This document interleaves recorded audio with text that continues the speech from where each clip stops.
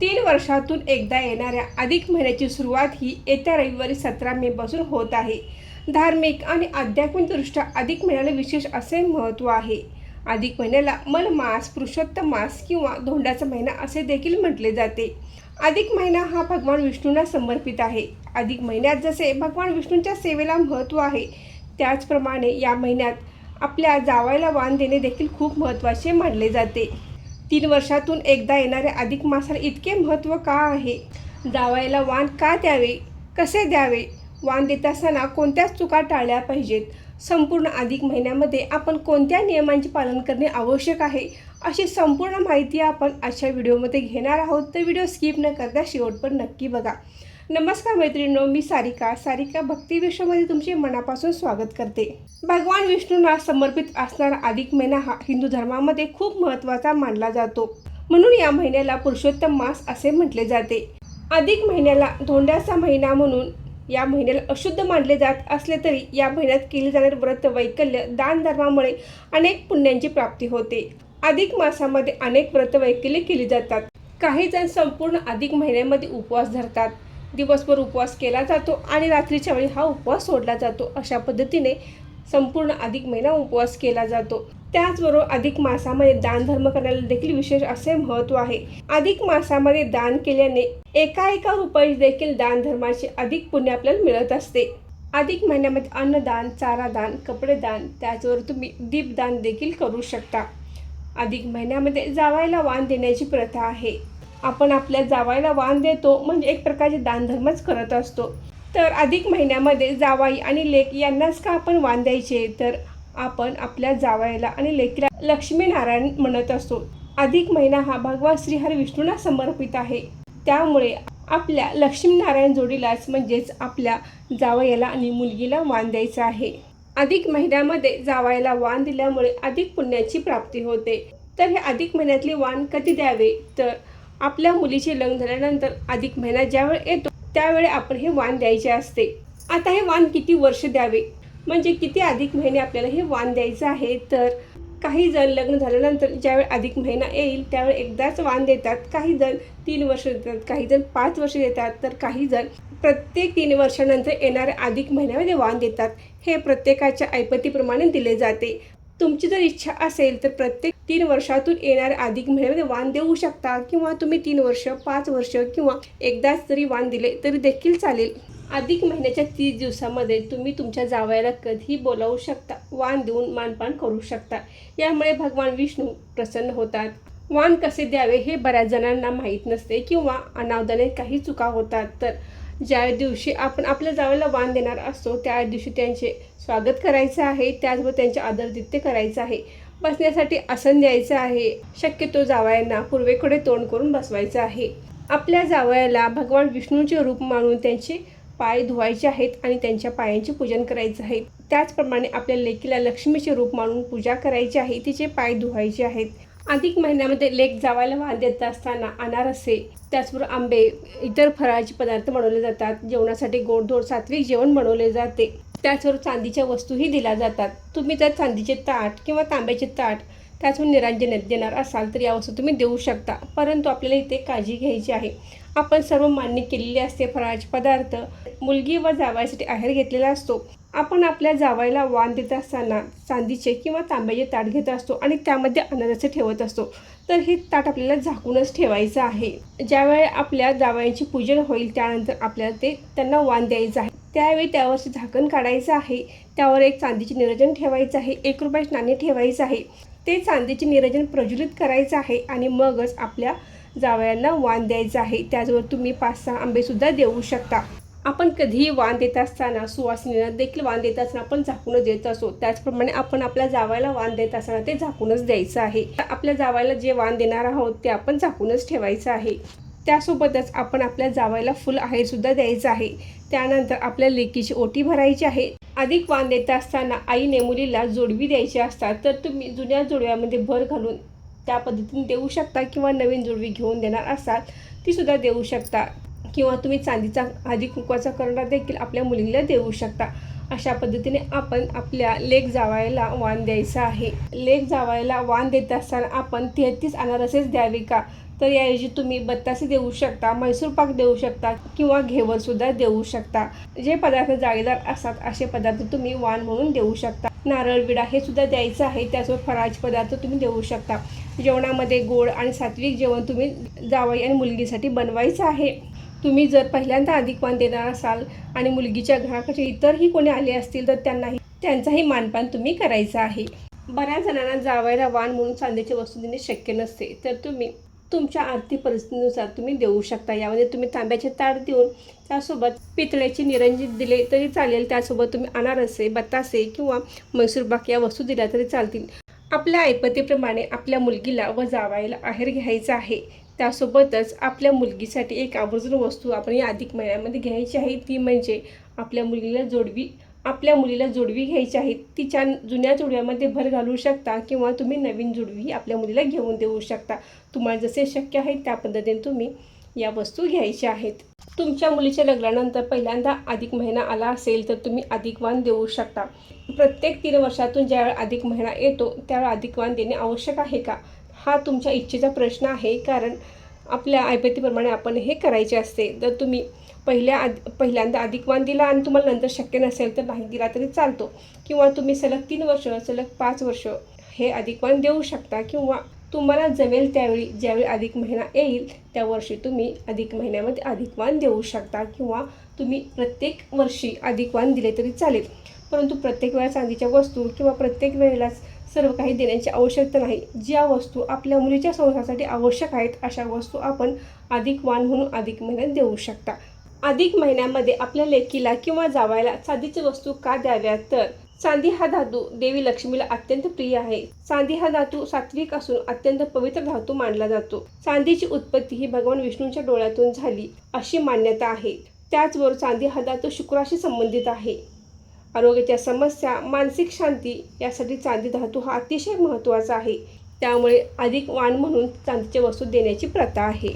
अधिक महिन्यामध्ये जावयाला वाण दिल्यामुळे आपले पुण्य हे अधिक पटीने वाढत असते. परंतु एखाद्याने जावई नसतो म्हणजेच मुलगी नसते तर अशाने आपल्या एखाद्या मानसकन्येच्या पतीला किंवा आपल्या पुतणीच्या पतीला आपण हे वाण देऊ शकता, किंवा एखाद्या गरीब मुलीच्या पतीला आपला जावाई मानून त्यांना देखील तुम्ही वाण देऊ शकता. हे अतिशय पुण्याचे कार्य आहे, तर आपण अधिक वाण जरूर द्यावे. अधिक महिना म्हणजे काय? हा दर 3 वर्षांनी का येतो? तर सूर्यवर्षातील दिवस आणि चंद्रवर्षातील दिवस यामध्ये 10 ते 11 दिवसांचा फरक असतो. त्यामुळे प्रत्येक वर्षातील 10 ते 11 दिवसांचा फरक भरून काढण्यासाठी 32 ते 33 महिन्यांनी हा अधिक मास येतो. प्रत्येक 3 वर्षानंतर हा अतिरिक्त 1 महिना येतो.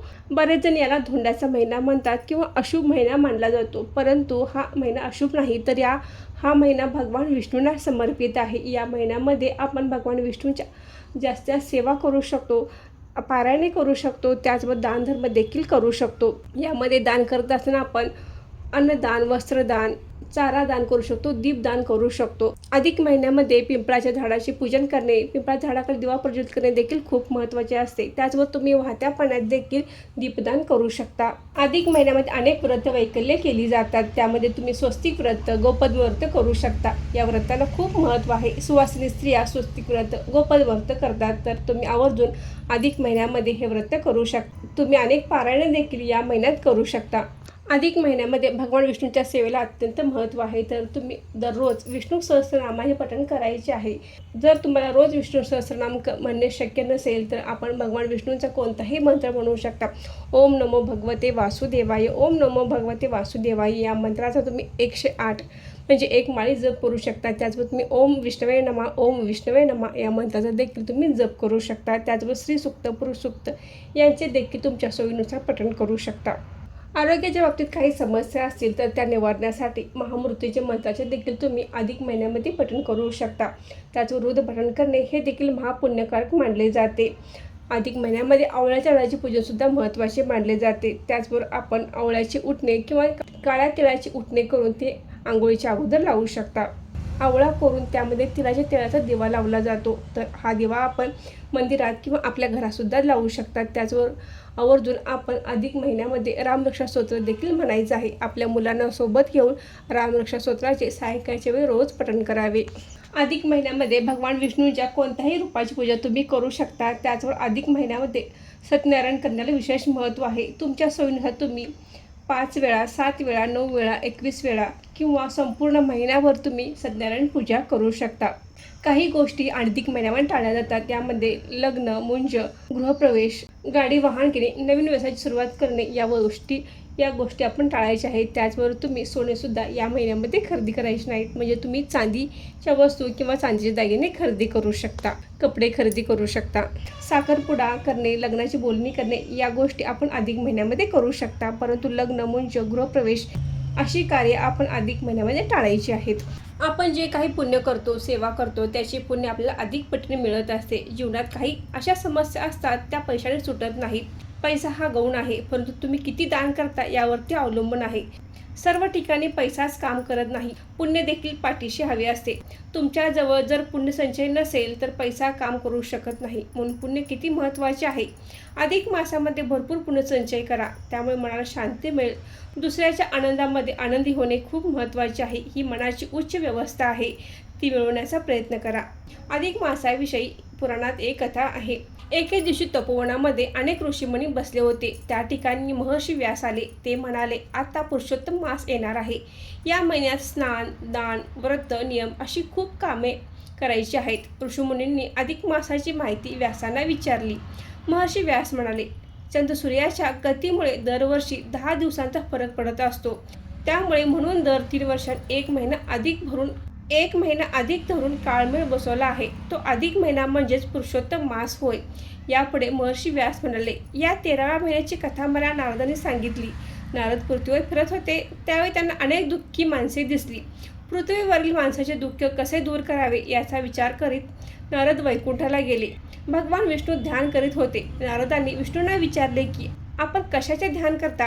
भगवान विष्णू म्हणाले, नारदा, अधिक मास येणार आहे. त्याचा स्वामी गोपाळ मुरलीधर पुरुषोत्तम आहे. त्याचे मी ध्यान चिंतन करीत आहे. त्यांच्या कृपाशीर्वादाने अनेकांची दुःखे दूर होतील. त्या अधिक मासाचे अतिशय महत्त्व आहे. नारद म्हणाले, देवा, मृत्यू लोकातील माणसे दुःखी आहेत. त्यांचे दुःख नाहीसे करणाऱ्या अधिक मासाची कहाणी आपण सांगावी. आपले विचार पृथ्वीवर लोकांना मी ऐकवेन आणि त्यांची दुःखे कमी होऊ शकतील. श्री विष्णू म्हणाले, चंद्र सूर्याच्या गतीमध्ये फरक पडतो. त्यांच्यात मेळ बसवण्यासाठी दर 3 वर्षांनी एक महिना अधिक धरावा लागतो. या महिन्यात सूर्यसंक्रांत नसते, म्हणून त्याला मलिन महिना किंवा मलमास म्हणतात. या महिन्यात लग्नाआदी मंगल कार्य करीत नाहीत. मी त्या मलिन अधिक महिन्याला पुरुषोत्तम दिव्य रूप प्राप्त करून दिले आहे. गोपाळ श्रीकृष्णाने वर दिला की या महिन्यामध्ये तीर्थस्नान, व्रत, नियम वगैरे धर्माचरणाचे पुण्यकर्म करतील त्यांना पुरुषोत्तमाची कृपा प्राप्त होईल. तसेच त्यांच्या जीवनाचे सार्थक होईल, त्यांचे मनोरथ पूर्ण होतील. एके दिवशी पांडवाने कोणते व्रत करावे म्हणून श्रीकृष्णाला विचारले. त्यावेळी श्रीकृष्णाने उत्तर दिले, अधिक मासाचे व्रत करावे, नियम पाळावेत व पुरुषोत्तमाची सेवा करावी. श्रीकृष्णांना सांगितल्याप्रमाणे पांडवांनी सर्व पुण्यकर्मे केली. त्यांना राज्य मिळाले व ते सुखी झाले. अधिक मासामध्ये अनेक पुण्यकर्मे दान करून जीवन सुखदायी बनवले. अधिक मासात कळत न कळत जरी पुण्य घडले तर भगवान श्रीकृष्ण भक्तांचे कल्याण करतात. त्यासाठी अधिक मासामध्ये पुण्यकर्मे करावीत. दान धर्म करून पुण्यसंचय करावा. आपली संस्कृती त्यागाला आणि दान देण्याला महत्त्व देते. या महिन्यात अनेक दाने देण्यास सांगितले आहेत. त्यातूनच हेच दिसून आले की दान देण्याची सवय आपल्या हाताला असली पाहिजे. दिल्याशिवाय मिळत नाही आणि पेरल्याशिवाय उगवत नाही, हा निसर्गाचा नियम आहे. म्हणून त्याग करायला आणि दान करायला शिका आणि हे दान ही सत्पात्र माणसाला करा. दान दिल्याने समोरच्यालाही आनंद मिळेल व त्याच्या आनंदाने आपल्यालाही आनंद मिळेल, समाधान होईल. या अधिक महिन्यात तुम्ही तुमच्या मुलाबाळांसाठी, कुटुंबासाठी, घरात काही समस्या असतील तर त्यासाठी तुम्ही दानाच्या माध्यमातून पुण्यसंचय करणे आवश्यक आहे. त्यामुळे आवर्जून आपण या अधिक महिन्यामध्ये भगवान विष्णूच्या सेवेसोबत दान धर्म देखील जरूर करावा. अधिक महिन्यामध्ये कोणकोणत्या सेवा कराव्यात, पारायण करावीत, ती कशी करावीत, त्याचवर अधिक महिन्यात केली जाणारी व्रत कशी करावीत याविषयीचे सविस्तर माहितीचे व्हिडिओ आपल्या चॅनलवर लवकरच येत राहतील. तर अशा माहितीपूर्ण व्हिडिओसाठी आपल्या चॅनलला आत्ताच सबस्क्राईब करून ठेवा. तर मैत्रिणी, आजचा व्हिडिओ इथेच थांबवते. आजची माहिती कशी वाटली कमेंट करून नक्की सांगा. व्हिडिओ आवडल्यास व्हिडिओ लाईक करा आणि सारिका भक्ती विश्व यूट्यूबला सबस्क्राईब करा. धन्यवाद. ओम नमो भगवते वासुदेवाय. ओम नमो भगवते वासुदेवाय. ओम नमो भगवते वासुदेवाय. ओम नमो भगवते वासुदेवाय. ओम नमो भगवते वासुदेवाय. ओम नमो भगवते वासुदेवाय. ओम नमो भगवते वासुदेवाय. ओम नमो भगवते वासुदेवाय. ओम नमो भगवते वासुदेवाय. ओम नमो भगवते वासुदेवाय. ओम नमो भगवते वासुदेवाय.